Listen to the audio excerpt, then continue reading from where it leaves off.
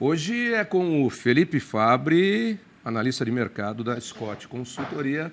Felipe, tudo bem? Bom dia. Olá, Tavinho, bom dia a todos. Muito obrigado pelo convite, por estar aqui nessa manhã, batendo um papo com todos aqueles que estão nos acompanhando. Bom, vocês vão fazer um encontro sobre intensificação de pastagens e mercado do boi gordo. Primeiro de tudo, quando é que vai ser e quem pode se inscrever, quantas vagas tem? Dá uma geral do encontro antes da gente falar dos dois temas.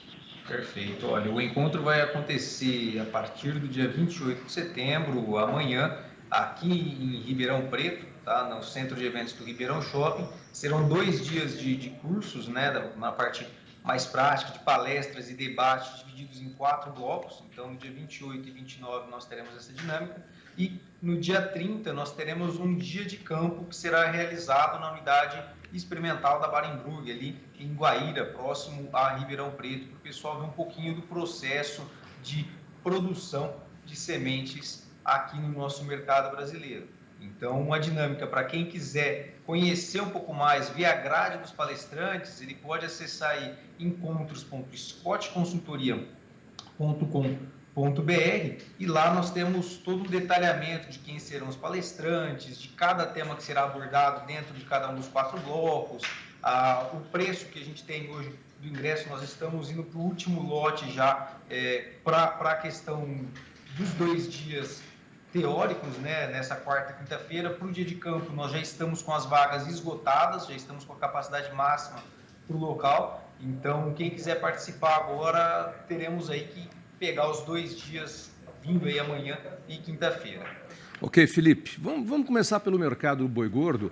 O pecuarista vem sofrendo muito aí com custos, o consumidor com as altas dos preços, as exportações vão muito bem. Obrigado, mas qual o cenário previsto aí para os últimos 3 meses do ano? 2 meses? 3 meses. Chegamos no terço final do ano agora. O que a gente vê é um mercado que tem trabalhado relativamente mais ofertado nessa temporada e não ofertado em função de forte incremento com relação ao volume de gado que está sendo entregue. A gente teve sim no primeiro semestre uma melhora com relação ao abate de fêmeas, mas ainda estamos falando de um abate baixo comparativamente a outros períodos do ano. O que aconteceu nessa temporada é que ficou uma lição de 2021 com relação à trava de preços. Então a gente viu um aumento no uso de ferramentas de proteção, principalmente de contratos a termo, e isso fez com que as indústrias conseguissem andar com relação à escala e o preço no mercado físico trabalhasse mais pressionado agora nesses últimos 2 meses. Tá? Daqui em diante, o que a gente tem de expectativa? A exportação, como você bem citou, vem bem. Nós tivemos recorde de embarques para o único mês agora em agosto, 203 mil toneladas de carne bovina exportada. Agora em fevereiro devemos seguir com esse ritmo de exportação firme. Os dados apontam para isso, com uma exportação superior até a média diária de agosto. Então a gente deve ter um mês positivo para setembro e devemos seguir com um bom ritmo para o final do ano. O que passa a pesar agora é o mercado interno, que a gente tem sido o grande gargalo com relação ao escoamento de carne bovina. E a nossa expectativa de melhora para a questão de consumo interno para este terço final do ano. Principalmente porque nós estamos falando agora de um período de eleição, onde há uma geração de empregos temporários maior. Temos os empregos temporários tradicionais para o período de final de ano, se preparando para as festividades, né, no final do ano de 2022. E o índice de desemprego no país em um dos menores patamares desde 2015. Então, nos leva a crer numa expectativa de melhora com relação ao consumo interno. Tá. Se isso se confirmar, a gente pode ver uma retomada na Roma do boi gordo. Tá. Ô, Felipe, vou te pedir para aproximar um pouquinho mais esse headset aí da sua boca. Opa. Que tem alguém aí do seu lado aí que está trabalhando, eu sei, mas pede para ela só baixar um pouquinho a voz, que às vezes ela está mais alta que você e está misturando a informação. E essa informação que a gente está tendo aqui é super precisa. Vem cá, como é que está a expectativa por parte do pecuarista nesse momento? Ele acha que ele recupera preços aí até o final do ano? Olha, de modo geral, o que a gente tem conversado com os produtores é sim uma expectativa de retomada na questão de preço da arroba até o final do ano. A gente tem esse cenário. Historicamente, esse período entre setembro, outubro e novembro, ele tende a ser um período de preços firmes, nominalmente falando, mas nós não devemos ver os preços como no início do ano. Há espaço, se essa demanda no mercado interno melhorar, para a gente chegar sim a uma retomada de preços, mas não aos 340, 320 que nós vimos no começo desse ano. Talvez voltar a um patamar de R$300 por arroba aqui no estado de São Paulo possa estar dentro do radar do pecuarista daqui em diante. Há de se fazer uma ressalta que a gente, para esse segundo giro de confinamento, tivemos uma atratividade maior. O preço do boi magro ele veio menor nesse ano em comparação ao ano passado. Sim. O preço do milho também, que é outro importante fator de custo de produção, veio mais em conta, pelo menos ao longo do mês de agosto e setembro. Então, para o segundo giro de confinamento, isso nos deu aí uma margem melhor, mesmo com esse patamar atual de preços, e pensando agora na saída desse gado no segundo giro, a partir de outubro, principalmente. É isso que eu estava pensando aqui, conversando com alguns pecuaristas.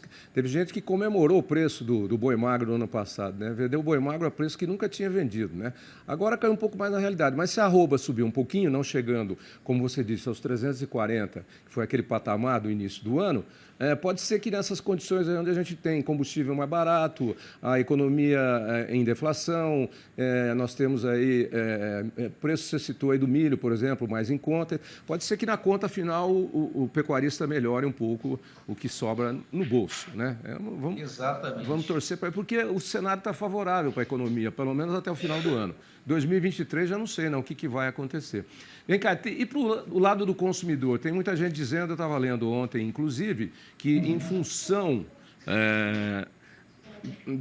acho que você citou aí agora, inclusive, de estar pronta a escala de abate para esse último trimestre, os preços podem cair para o consumidor na gôndola e podem ficar melhor para o pecuarista, como você citou. Esse é o cenário. Exatamente, e o porquê que esse é um grande questionamento que o pessoal faz. Por que cai a arroba do boi gordo, mas até o momento a gente não viu o preço ao consumidor final refletindo isso. Nós realizamos recentemente aqui no Scott um levantamento com relação à margem entre o preço no varejo e o preço no atacado, e no ano de 2021 inteiro nós vimos a margem do mercado varejista bem pressionado nos menores patamares dos últimos 5 anos. Hoje o mercado varejista está conseguindo recuperar parte dessa margem e, como uma estratégia própria, não tem repassado essas quedas, tanto no boi gordo quanto no mercado atacadista, para o consumidor final. Mas há espaço para que isso ocorra sim, e olhando para esse período de final de ano agora, a gente pode ver principalmente com um incremento em promoções, mantendo uma margem confortável para o mercado varejista. Então, isso pode sim chegar ao consumidor final nos próximos meses. Há espaço para isso. O atacadista deve estar pensando assim, o meu caixa ficou baixo durante muito tempo, agora que o negócio engordou um pouquinho, eu vou tentar fazer um pouquinho o volume de caixa, e deve ser mais ou menos esse o raciocínio. Exatamente. Essa está sendo bem a visão. Tá. Vamos falar um pouquinho de intensificação de pastagem, começando falando pelo pasto degradado que nós temos no Brasil, que muita gente não sabe, mas esse pasto pode ser recuperado. A gente não precisa derrubar mais nenhuma área de biodiversidade, de floresta, reserva, nem coisa nenhuma para aumentar a produção por arroba por hectare. Então, eu costumo, você sabe mais que eu, mas eu costumo descrever o seguinte cenário. O boi começou aqui pelo litoral, chegou com os portugueses e tal. Aí o boi veio subindo, onde tinha terra barata, o boi foi andando, e foi lá para o Centro-Oeste. Ontem que eu estava lendo, inclusive, o Brasil tem mais boi, saiu uma pesquisa do IBGE na semana passada, o Brasil tem mais boi e vaca somados no seu rebanho do que a população. A população está em torno de 16 milhões de habitantes, a população de bovinos, entre bois e vacas, está em 226 milhões de animais. E o Mato Grosso é o principal local, por isso que eu disse que a pecuária foi andando, porque as terras eram baratas. Só que agora brecou. O bioma da Amazônia é inviolável, ele sofre pressões internacionais, etc. e tal, né? Então, como é que... Eu acho que esse vai ser o tema que vocês vão tratar especificamente. Recuperação de pastagens.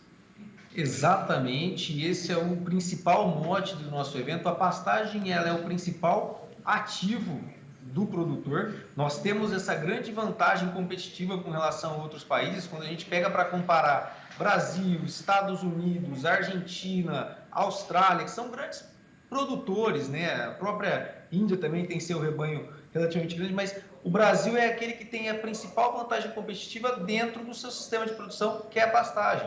Só para o que você comentou, é verdade, nós temos hoje 224 milhões de cabeças dentro do rebanho brasileiro para uma população de cerca de 217, 220 milhões de habitantes. Quase um bovino para um habitante no mercado brasileiro, dentro do nosso território. Ô Felipe, no Mato Grosso, No Mato Grosso são 900 bovinos para cada habitante. Então, exatamente. E para ter uma base, hoje a gente tem quase 50% da nossa pastagem com algum tipo de degradação. Nós estamos falando aí de 160 milhões de hectares de pastagem no país. Esse número, para aqueles que falam que nós estamos trabalhando com mais pastagem, é errado dizer isso, a gente vai trazer isso no nosso evento. Desde 2000 até 2022, a área de pastagem no Brasil ela praticamente é a mesma, enquanto o rebanho teve um crescimento da ordem de 60% nesse mesmo período. Então, nós estamos vendo um avanço em intensificação, mas há muito ainda o que se melhorar quando a gente olha para o nível de degradação que nós temos em boa parte das pastagens do país. Nós vamos trazer dentro do evento que, se nós formos intensificar, reformando as pastagens com uma reforma de alta tecnologia no país, a gente consegue manter essa produção em metade da área que a gente tem hoje de pastagem no Brasil, ou seja, diminuir 80 milhões de hectares de pastagem, mas mantendo a produção vigente no país até que nós temos hoje. E aí então, vocês vão apresentar soluções da parte técnica, que a gente sabe que existem técnicas mais modernas que possibilitam essa otimização e revitalização de pastagens, aumentando a produção de arroba por hectare ou de cabeças por hectare, tanto faz, uma coisa é consequência da outra. E também de novas sementes que podem melhorar a qualidade e a conversão para carne ou para leite do animal num tempo mais curto e numa quantidade maior, sobrando mais no bolso. Exatamente, esse é um grande ponto. Até uma das palestras que nós teremos aí dentro do evento, ela traz justamente esse mote de sai na frente quem gasta menos, porque a gente tem aquela visão de que para a gente conseguir um melhor resultado, a gente tem que gastar menos. Mas às vezes é o oposto, a gente tem que fazer investimentos em tecnificação, investimentos em suplementação para produzir mais e ganhar mais com base no avanço de produção que a gente vai ter em uma mesma área. Esse tem que ser um mote que a gente tem que levar em conta e vai ser um dos temas. E além desse tema, trazendo os potenciais resultados, as técnicas serão explicadas ali por cada um dos nossos palestrantes. Um deles é o grande professor Moacir Corsa, que estará lá comentando sobre práticas que podem otimizar a utilização de pastagens. E fica aí o nosso convite para nos acompanhar. Para quem não pode ir no evento presencial, é um fato que eu não cheguei a comentar, mas nós temos vagas também para acompanhar online, remotamente, o nosso evento. E aí fica aqui o nosso convite para todos aqueles que tiverem interesse na temática e descobrir um pouco mais de como ampliar o seu sistema produtivo dentro das suas realidades. A gente está aí de portas abertas trazendo esse evento pelo primeiro ano, evento de intensificação de pastagens da Scott Consultoria. Ok, Felipe, é isso aí. Eu comentava ontem com o Silmar ainda, na economia a crise é para crescer, porque depois quem sai na frente para resolver os problemas que tem, quando o vento começa a soprar favorável, já está com tudo pronto para começar a ganhar dinheiro. Quem vai enxergar depois vai, como diz aquele outro velho ditado, que não existe isso, mas vai correr atrás do prejuízo. Ninguém corre atrás do prejuízo. Mas corre sim, porque se não sair na frente, vai correr atrás do prejuízo.